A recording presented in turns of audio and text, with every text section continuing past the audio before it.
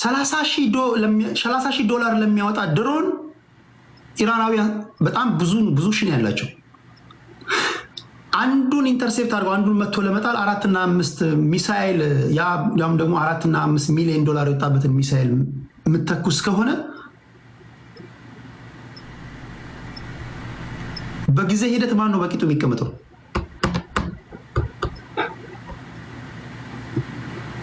በጣም ስማርቶች ናቸው።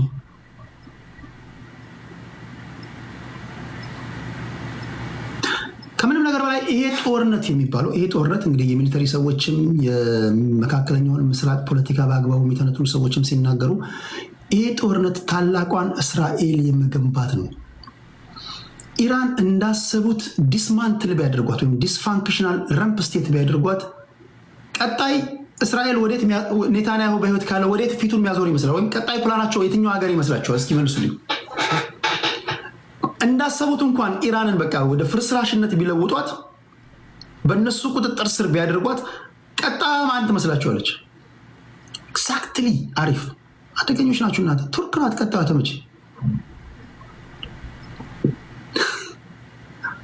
ቱርክ ናት ቀጣዩ ተመች። የኔታንያሁን ያለፉት 20 ዓመታት እንኳን ትንታኔ በሰሙ መጀመሪያ ከኢራን ጀመረ። ከዛ በኋላ ለስጋታች ሳዳም ሁሴን እንግዲህ እንደምታስቡት አስጊ ነበር ምናምን አሉ። ሳዳም ሁሴንን ጆርጅ ቡሽ ስቦ አስገባ። ከዛ በኋላ የመንን፣ ከዛ በኋላ ሶሪያን፣ ከዛ በኋላ አፍጋኒስታንን፣ ናው ኢራን። ስማርተስት ፒፕል ያለበትን ህዝብ ማለት ነው። ኢራናውያን ስለነሱ ስታነቡ እድሜ ልካቸውን የሺያ ሙስሊም እምነት ተከታዮች ናቸው። በነገራችን ላይ የእስልምና እምነት ተከታዮች ለሺያ እና ሱኒ ይባላሉ። ማጆሪቲዎቹ ሺያ ናቸው። በጣም እንትን ናቸው፣ ኮንዘርቫቲቭ ናቸው ነው የሚባሉት።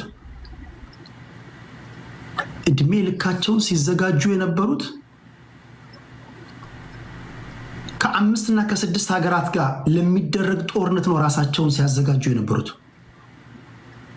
በ12ቱ ቀን ጦርነት የተናገሩትን ሰምታችሁ ከሆነ እኛ እኮ ስንዘጋጅ እድሜ ልካችንን ስንዘጋጅ የኖር ነው ከአሜሪካ ጋር ለሚደረግ ጦርነት ነው ይሏቸዋል።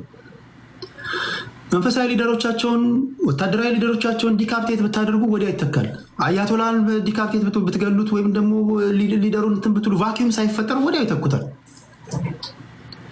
ኢስፋሃን፣ ፎርዶ እና ናታን የተባለ የዩራኒየም ማብለያ ተቋሞቻቸው አንደርግራውንድ ዋሻ ውስጥ ያለ ዩራኒየም ያብላሉበት ቦታ ነው እና እሱን አፈነዳል አሉ። ቶታሊ ኦብሊትሬትድ ሆነዋል። ገና ከማፈንዳታቸው በፊት እነሱ ኦልሬዲ አጓጉዘው ጨርሰውታል። አሁን ደግሞ በሚወጡ ደግሞ አዳዲስ መረጃዎች ብታዩ ሆዳችሁን ይዛችሁ ነው የምትስቁት። ፎክስን፣ ሲኤንኤን፣ ቢቢሲን ማታዩ ከሆነ እንደ ፊኛ የሚነፋ ሚሳኤል፣ እንደ ፊኛ የሚነፋ ታንክ፣ እንደ ፊኛ የሚነፋ ተዋጊ ጀቶችን እየነፉ ሜዳ ላይ ያስቀምጣሉ። ከላይ ሲታይ አክቹዋሊ ታንክና ሚሳኤል ምናምን ይመስላል እና ያንን ነው የሚደበድቡት። አላያችሁም? በዛሬ አርቲ ተመልከቱ።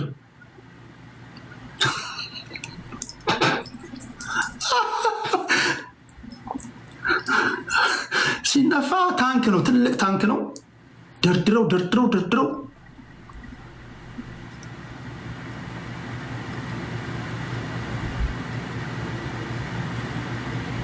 እያስጨረሷቸው ነው። ኢንተርሴፕት የሚያደርጉበትን ሚሳይል እየጨረሱ ነው። ሁለተኛ የአሜሪካ ሚሊተሪ ሰዎች እንደሚተነትኑት ከሆነ የአሜሪካ ጦር ስፔሻሊ ከኮልድ ዋር በኋላ ራሱን ሲያዘጋጅ የነበረው ጀስት ይሄ ለስፔስ ይሄን ያህል ወታደር አለኝ፣ ይሄን አድቫንስ አድርጌ ያለው በቴክኖሎጂ በመሳሪያ ምናምን እያለ ይሄ ጡንቻ ለማሳየት ነው እንጂ እንዲህ ላሉ ጦርነቶች አይደለም ነው የሚባለው። አሁን ኢራናውያን እንደ ሻድ የሚባሉ በጣም በገፍ ነው ያመረቱት። በዛ ላይ ኢዚ ነው ከአንድ ቦታ ወደ አንድ ቦታ ለማንቀሳቀስ። ሁለተኛ እነዚህ ኢንተርሴፕት የሚያደርጉ ሚሳይሎችን ለማስወንጨፍ አሜሪካኖች እስራኤላውያን የሚጠቀሙበት መኪና በጣም ከባድ ከመሆኑ የተነሳ ከአንድ ቦታ ወደ አንድ ቦታ ኢዚሊ ያታንቀሳቀሱ ነው። እነዚህን ድሮን የተጠቀሙ የእነሱን አስወንጫፊዎች ያወድማሉ። አንድ ሻሄድ ብታወድም 4-5 ሺህ ልኩባል። ኢቨን እኛ እያሟሟቅን ነው የሚሉ ገና እኮ አልጀመርንም ይለዋል። ስለዚህ የዚህ ጦርነት መጀመሪያ እንደ አንድ እንትን መጠየቅ ያለብን ይሄ ጦርነት ለምንድን ነው የሚደረገው? ምን ለማሳካት ነው? አሁን በተያዘው መንገድስ ሐሳባቸውን ማሳካት ይችላሉ ወይ?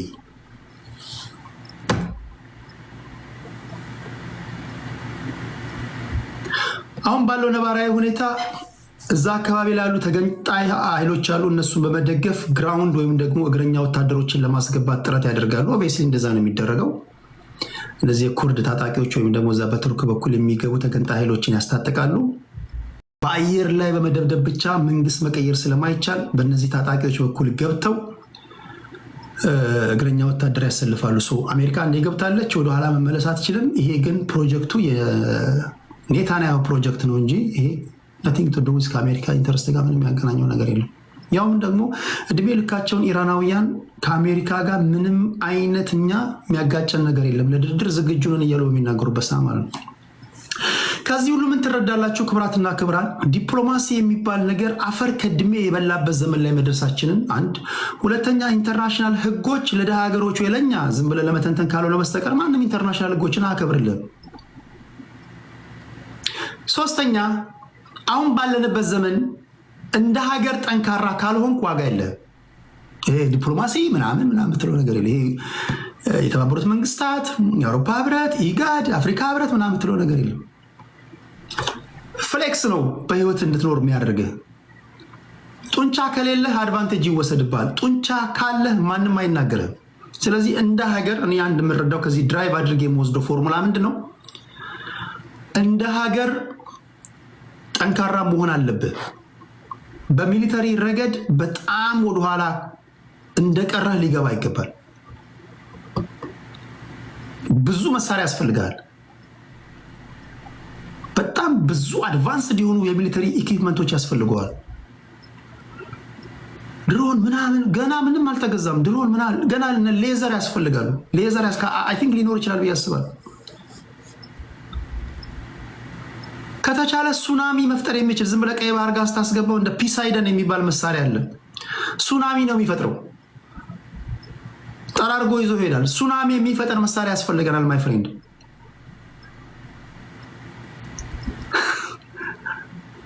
if you can survive advantage ይወሰድብሃል። ኢራን Je t'ai envoyé de l'argent avec Remitly pour t'aider avec les premiers loyers de la boutique. Remitly vous permet d'être là, même à distance.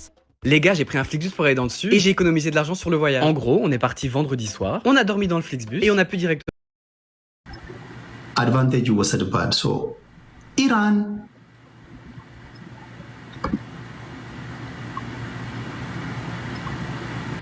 እስካሁን ሊያንበረክኳት ያልቻሉት በዲፕሎማሲ ጎበዝ ስለሆኑ አይደለም። ኢንፋክት በዲፕሎማሲ የነሱን ያህል ዓለም አቀፍ ማህበረሰብ ተገዢ የሆነ ሰው ነው ያላየው። እውነት ለመናገር ይሄ JCPOA ባራክ ሁሴን ኦባማ ያቋቋመውን ኒኩለራቸውን የሚገመግም ስብስብ ውስጥ አባል ነበሩ። ለኢንተርናሽናል አቶሚክ ኤጀንሲ ክፍት ነበሩ። ሳይንቲስቶቻቸውን እየሰለሉባቸው ተገለዋል። ኢማጂን ሌሎች ሀገራት ኒኩለር አላቸው፣ እነሱ ኒኩለር ሊኖራቸው አይገባም ብሎ ለእናንተ ኒኩለር ስለመያዝ ሌላ ሰው ሲወስንላችሁ። በጣም ዓለም አቀፍ ሕግ የሚያከብሩ ናቸው። እሺ ይላሉ፣ ያስገመግማሉ፣ ያሳያሉ። ግን ዲፕሎማሲ ተጠቀማቸው ወይስ አስበላቸው?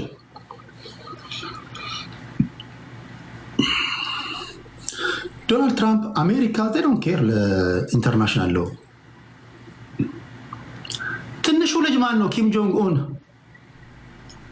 ከሰሞኑ በሱ ዙሪያ ላይ የሚሰሩ ሜሞችን እያያችሁ ነው። ለምን ነው የማይናገሩት? እሱ ሰውዬ አሁን ነው ምክንያት እየፈለገ ነው አሉ። አይ ቲንክ ይሄ የሚደረገው ጦርነት ጭሱ ወደኛ አካባቢ እየመጣ ወፎችን እየገደለ ነው በሚል ልግባ እንደ እያለ ነው።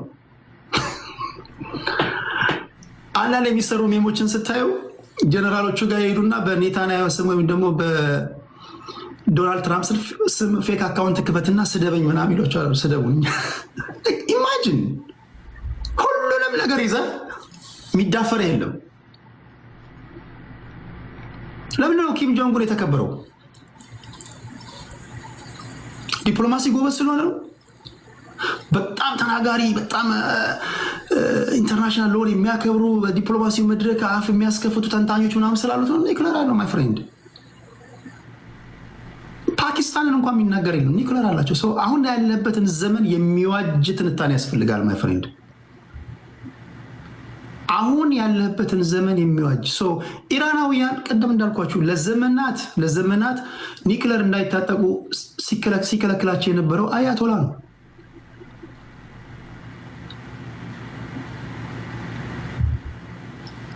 ድሮ ኒክለር ይዘው ቢሆን ኖሮ ኢማጂን አሁን የሆነው ይሆንባቸዋል። ድሮ ይዘው ቢሆን ኖሮ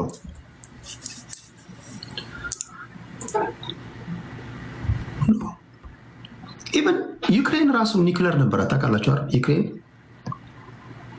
የኔቶ አባል ሀገራት ቡካሬስት ነው ሮሜኒያ ቡካሬስት ላይ ባደረጉት ስብሰባ ኒክለሯን እንድታስረክብ ካደረጓት በኋላ ነው አሁን እየሆነ ያለው። አሁን ባለበት ዓለም ላይ የሚያስከብር ነገር ማወቅ አለብን። የሚያስከብር ይሄ ዲፕሎማሲ አፈር ከድሜ የበላበት ዘመን መሆኑን ማወቅ አለብን።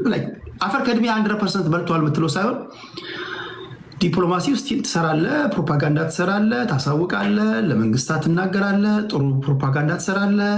አንዱ እንትን ነው። ግን ከምንም ነገር በላይ ጡንቻ ነው የሚያስከብርህ። አሁን ባለንበት ዘመን ኤግዛክትሊ። አሁን የትኛውንም ጤነኛ ተንታኞች ብትሰሙ ፕሮ ዶናልድ ትራምፕ ሳይሆን ትክክለኛ የሚሊተሪ ሰዎችን ብታደምጧቸው፣ የትኛውም ወታደሮች እነ ኮሎኔል ዳንኤል ብታደምጧቸው፣ እነ ጆን መርሻይመርን ብታደምጧቸው፣ እነ ፕሮፌሰር ጀፈሪ ሳክስን ብታደምጧቸው፣ ሁሉም የሚሊተሪ ሰዎችን ብታደምጧቸው፣ ኢቨን አንዳንድ የሚሊተሪ ሰዎች ራሳቸው አሜሪካ ውስጥ ያሉት ይሄን ጦርነት እንደማያሸንፉት ያውቁታል። ሁለተኛ ይሄ ጦርነት የነሱ ጦርነት እንዳልሆነ ያውቁታል። እሺ ክብራትና ክብራን እነዚህ ናቸው ከሞላ ጎደል። ይሄ ጦርነት ግን የዓለምን አጠቃላይ ነባራዊ ሁኔታ ይቀይራል ተብሎ ነው የሚታሰበው። ከዚህ ቀደም ዓለማችን ሀገራችን የአንድ ሀገር የሚጋልባት ነበረች። ይሄ ዩኒፖላር ሲስተም ውስጥ የነበርንበት ዘመን ነው። አሁን የተለያዩ ሀገሮች ለፓወር ኮምፒት የሚያደርጉበት ዓለም ላይ ያለ ነው። ይሄ ወደ መልታይፖላር ሲስተም ውስጥ ነው የገባ ነው። መልታይፖላር ሲስተም ውስጥ ደግሞ ከገባ ከሪያሊዝም ጋር መጋፈጥ አለብህ። ሪያሊዝም ጉልበት ነው። በቃ ፓወር